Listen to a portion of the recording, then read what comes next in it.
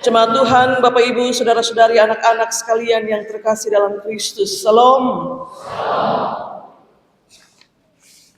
Hari ini berbakti bersama kita, saudara-saudari kita pemuda Galet Waisena yang datang di sini untuk memuji Tuhan, dan kemudian dengan sukacita kita akan menolong mereka dalam pergumulan pelayanan mereka di lelang sebentar. Kita merenungkan firman Tuhan saat iman harus jadi tindakan. Bapak, Mama, saudara-saudara, saat iman itu harus jadi tindakan, maka saat itu seringkali orang akan menganggap engkau berlebihan. Orang akan bilang engkau over percaya diri. Bahkan juga orang akan bilang engkau terlalu sok suci, sok beriman. Padahal iman harus menjadi tindakan. Tapi dalam keadaan yang demikian, kadang-kadang tanggapan-tanggapan itu muncul. Saudara lihat Nuh membangun bahtera yang begitu besar. Tidak ada hujan, tidak ada angin. Tiba-tiba buat satu kapal besar dengan ukuran yang sangat fantastis. Dan bisa jadi orang bilang, ada apa dia buat begitu? Dengan mata jasmani dia belum melihat hujan itu, banjir itu. Tapi hari di mana Tuhan perintahkan dia untuk melakukannya, dia tunduk dan melakukannya, meski dia belum melihat apa maksud bahtera itu dibuat. Yang kedua, saudara lihat Abraham. Ada banyak kambing domba dia punya, tapi orang akan menganggap dia berlebihan, over percaya diri. Kenapa bukan kambing domba itu yang dipersembahkan sebagai korban? Kenapa justru anak satu-satunya yang dia persembahkan sebagai korban? Orang bisa berkata itu berlebihan, tapi seorang beriman yang tunduk pada perintah Tuhan, dia akan melakukannya tanpa bertanya, kenapa Tuhan meminta anak tunggal? Saudara-saudari yang terkasih dalam Kristus, bacaan kita pagi ini, saat Yakobus dalam tuntunan hikmat Allah, dia menulis tentang iman. Dia menyebut hanya 2 nama dari sekian banyak nama yang disebut dalam kitab Ibrani 11, Bapak Mama. Yakobus cuma sebut 2. Pertama, pasti dia sebut Abraham pun nama. Ya. Yang kedua, dia sebut nama Rahab, si pelacur itu. Ayat 21 dia tulis, Abraham dibenarkan karena perbuatan-perbuatannya ketika dia mempersembahkan Ishak. Dan ayat 25 Yakobus menulis, Rahab pelacur itu dibenarkan karena perbuatan-perbuatannya ketika dia menyembunyikan para pengintai dan dia meloloskan mereka melewati jalan lain setelah para pengintai itu melakukan tugas pengintaian di Yeriko. Dan ini jadi menarik Bapak Mama. Ketika nama Rahab disebut sebagai salah satu teladan iman dalam kitab suci, lengkap dengan profesinya sebagai pelacur. Firman Tuhan mau bilang kepada saya dan Bapak Mama, bahwa iman itu bukan semata-mata, sekali lagi, bukan semata-mata perkara suci atau dosa. Iman itu juga bukan semata-mata perkara siapa kerja bersih, siapa kerja kotor. Iman itu perkara kita percaya meski belum melihat. Iman itu perkara saya dan saudara dalam dosa kita, dalam kelemahan kita percaya pada satu keselamatan yang disediakan bagi kita oleh Dia yang kita imani, yang kita belum lihat keselamatan itu hari ini, tapi kita percaya bahwa Dia akan datang. Rahab punya iman itu Bapak Mama, itu bukan baru terbentuk saat dia melihat Yeriko jatuh dan dia selamat, tidak. Dia punya iman itu sudah bertumbuh dalam diri dia sebagai pelacur itu. Ketika dia sudah dengar tentang perbuatan Allahnya orang Israel, waktu membelah laut Teberau dan orang Israel berjalan di tanah yang kering. Dia sudah dengar bagaimana Allahnya orang Israel itu menumpas 2 raja besar orang Amori di seberang sungai Yordan. Dia sudah dengar. Iman itu mulai terbentuk di situ. Di diri seorang pelacur yang berdosa itu. Dan pada akhirnya diselamatkan oleh karena iman itu. Iman itu perkara bagaimana engkau percaya meskipun engkau belum melihat. Saudara-saudari pasangan suami istri, iman itu perkara engkau percaya bahwa anak itu akan datang dalam rumah tanggamu. Meskipun hari ini saat engkau mengatakan amin dalam doamu, anak itu belum ada di pangkuanmu. Saudara-saudari yang menanti jodohmu, ya, percaya meski belum melihat itu sama dengan kau berdoa hari ini kepada Tuhan dan meminta Tuhan kirimkan jodoh untukku. Dia belum kau lihat ada di sampingmu. Tapi dengan iman kau percaya satu waktu yang pasti yang tepat Tuhan izinkan dia sudah ada bersama denganmu. Iman itu perkara engkau percaya meski belum melihat. Dan 2 nama yang disebutkan Abraham dan Rahab, Tuhan mau kita belajar dari mereka bagaimana iman itu harus menjadi tindakan. Bapak Mama, pelacur sekalipun, kalau dia percaya bahwa keselamatan akan dia peroleh meskipun dia belum melihat, dia akan disebut sebagai orang beriman. Pelacur sekalipun. Rahab belum melihat keselamatan itu, belum. Tapi hari itu dia taat pada perjanjian yang dia ikat bersama dengan para pengintai.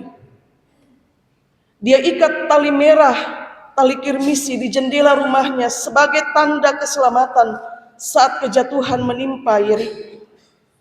Keselamatan itu belum datang, tapi dengan taat dia ikat itu tali merah sebagai tanda bahwa dia percaya Tuhan akan menepati janjinya.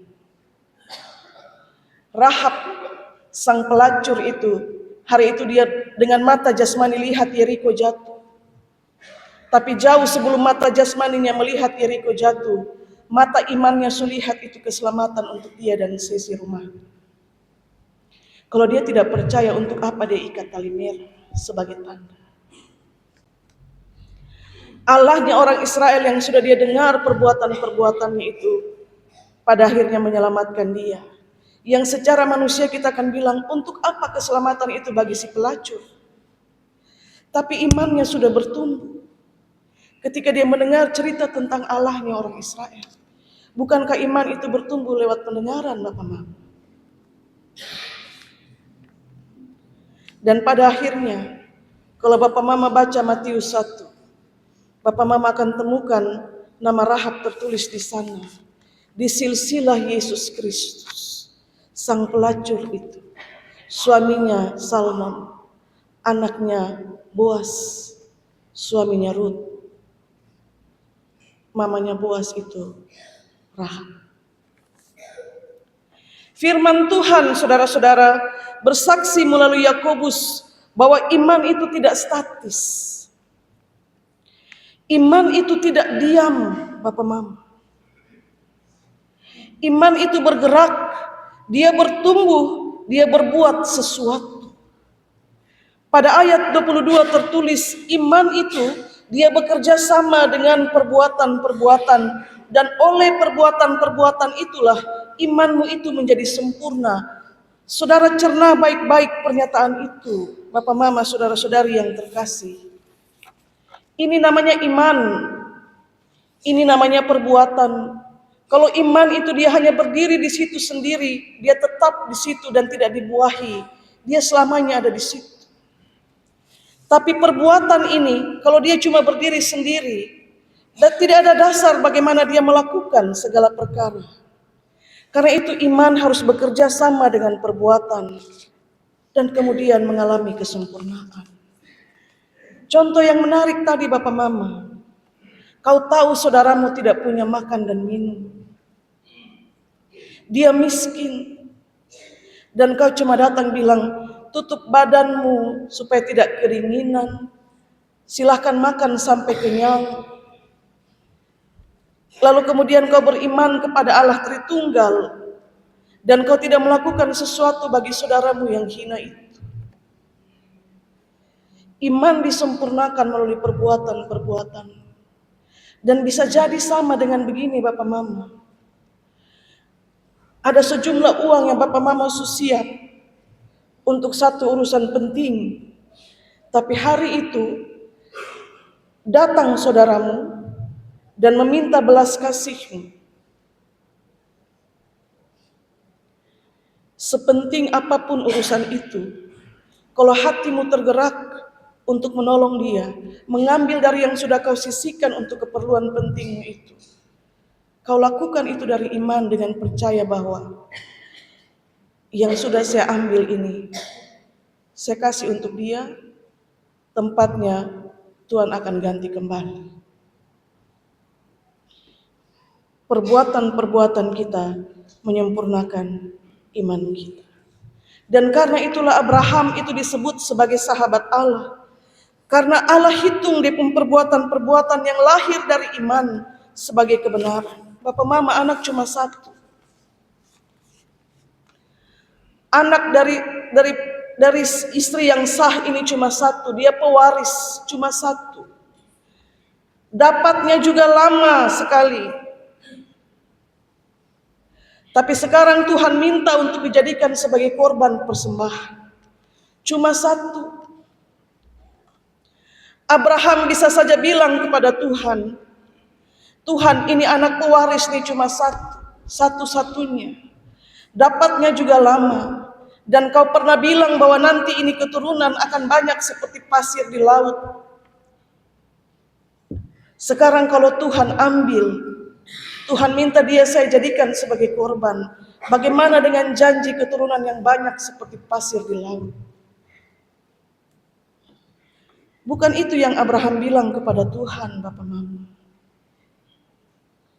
Kalau saudara baca cerita lengkapnya, saudara tidak akan pernah temukan narasi percakapan itu antara Abraham dan Allah terjadi. Abraham tidak berargumen dengan Tuhan untuk menyampaikan semua keberadaannya. Dia taat untuk bawa Ishak anaknya ke Moria. Ketika Ishak tanya, Bapak semua siap, di mana depun domba? Abraham hanya jawab, depun anak, nanti Tuhan akan sediakan. Tanpa dia tahu bahwa dialah korbannya. Iman Abraham bekerja sama dengan perbuatannya, dan pada akhirnya iman itu menjadi sempurna. Bekerja sama dengan perbuatan. Suatu waktu jemaat Getsemani Tarus Timur beriman dengan sungguh-sungguh bahwa pada harinya nanti rumah ibadah tempat nama Tuhan dipanggil akan ada dalam kondisi yang sangat baik. Kalau cuma beriman demikian, bagaimana gedung ini sekarang kita tempati, Bapak Mama? Karena kita berkenan dalam kerendahan hati mewujudkan iman itu dalam perbuatan. Bekerja bersama-sama, membangun bersama-sama, berdoa bersama-sama, minta Tuhan buka jalan. Dan kita ada hari ini di rumah ibadah kita. Tempat di mana kita bertelut, tempat di mana kita bersekutu dan memanggil nama Tuhan. Ini apa yang kita nikmati yang lahirnya dari iman, Bapak Ibu. Dari iman yang kadang-kadang kita tidak mengerti. Dalam rentang waktu sekian Tuhan menyediakan yang baik untuk kita. Maka Bapak Mama kalau sakit, benar saudara berdoa dalam iman dan saudara percaya bahwa Tuhan pasti menolong. Tapi perbuatan yang lahir dari iman itu adalah pergi dan berobat. Karena tubuh butuh obat.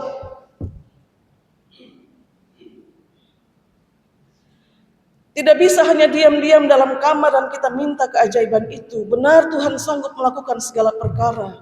Tapi iman tanpa perbuatan hakikatnya adalah mati. Kalau kita lapar, kita minta Tuhan kasih berkat. Tidak bisa beras itu jatuh dari langit. Pergi dan bekerjalah, lalu Tuhan akan menyediakan yang kau perlukan. Saya ulang sekali lagi Bapak Mama, ketika iman harus berbuah dalam tindakan, orang akan bilang engkau berlebihan, over percaya diri, sok suci, sok pamer. Tapi iman tetap harus dibuahkan dalam tindakan. Kita tidak sedang gila atau tidak sedang pamer atau cari perhatian ketika kita buahkan iman kita dalam tindakan. Tapi iman yang dibuahkan dalam tindakan itu justru menjadi kesaksian tentang Allah yang besar, yang menepati janjinya, yang setia memberikan anugerah keselamatan itu. Orang pikir, kenapa kau Rahab ikat siang-siang ini tali merah di jendela? Orang pikir dia sedang berlebihan, sedang cari sesuatu yang besar karena dia sedang ada dalam satu pekerjaan yang kotor. Orang pikir kenapa Nuh bangun, berlebihan sekali Nuh bangun bahtera begitu besar. Berlebihan sekali Abraham bawa satu anak tunggalnya untuk menjadi kurban. Tapi tindakan itu lahir dari iman, itu jadi kesaksian tentang kasih Tuhan yang besar.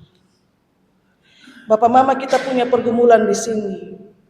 Pergumulan pelayanan kita di sini juga ada. Tapi saudara kita dari Osena datang dengan iman, bertemu dengan sesama saudaranya seiman untuk bilang bantu kami. Dan kita digugah bagaimana kita menolong mereka hari ini. Iman bagaimanapun juga dia harus jadi tindakan. Tuhan berkati kita dengan firman-Nya. Amin.